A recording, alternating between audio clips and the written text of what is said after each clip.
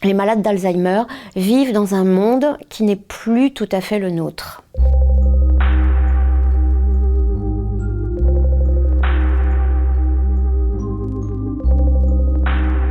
Quand cette maladie arrive dans une famille, cette famille perd son identité. La mémoire construit notre identité. Et donc, on s'est trouvé face à un bouleversement qui était assez difficile à supporter.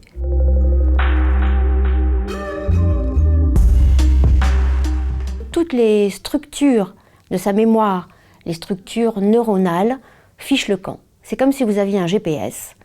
Vous êtes confiant dans le guidage qu'il vous renvoie, et tout d'un coup, il ne fonctionne plus, ou il vous envoie n'importe où. Et donc, les personnes qui sont atteintes de cette maladie sont complètement perdues. Elles confondent le jour avec la nuit.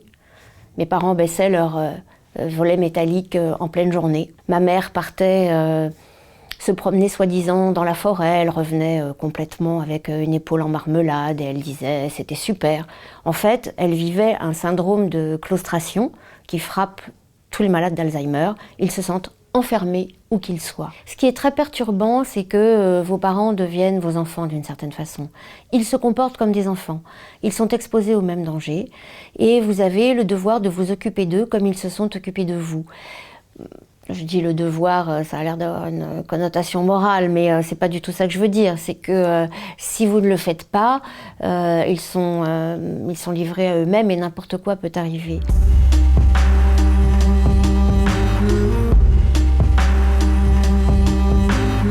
Vous voyez de tout dans les EHPAD. C'est pour ça qu'il ne faut pas faire de généralité. Même dans le cas de mes deux parents, ce qui est un échantillon très petit, hein, il faut bien le reconnaître, mais j'ai vu à la fois des personnes d'un dévouement extraordinaire, qui aimaient beaucoup mes parents, qui s'occupaient d'eux avec intelligence. Vous changez les gens, vous les lavez, c'est des métiers très pénibles.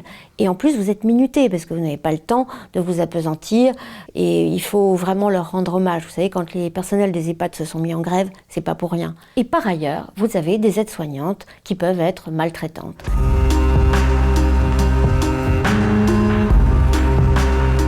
Ma mère, d'une certaine façon, a eu la chance d'avoir ce qu'on appelle de l'anosognosie, c'est-à-dire qu'elle ne se rend pas compte de sa maladie. Elle ne se rend pas compte que mon père est parti, elle ne se rend pas compte de beaucoup de choses. Mon père, lui, a très bien compris. Ce qui lui restait de fonctions cérébrales lui ont montré qu'elles étaient en train de partir complètement. Et je crois que ça, c'était quelque chose de très insupportable pour lui.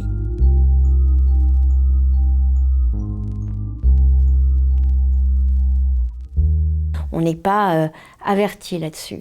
Je pense qu'il faudrait que les généralistes le soient davantage et que le circuit de diagnostic soit plus rapide, plus aidé et mieux conduit. Je pense qu'aussi il faudrait beaucoup plus de personnel dans les EHPAD, des personnels mieux formés, pour les malades d'Alzheimer en particulier, des accompagnants pour les emmener dehors. Cette souffrance de l'enfermement, je vous assure, je l'ai vu, je l'ai senti. Ce sont des gens qui se sentent en prison, ils veulent toujours s'évader.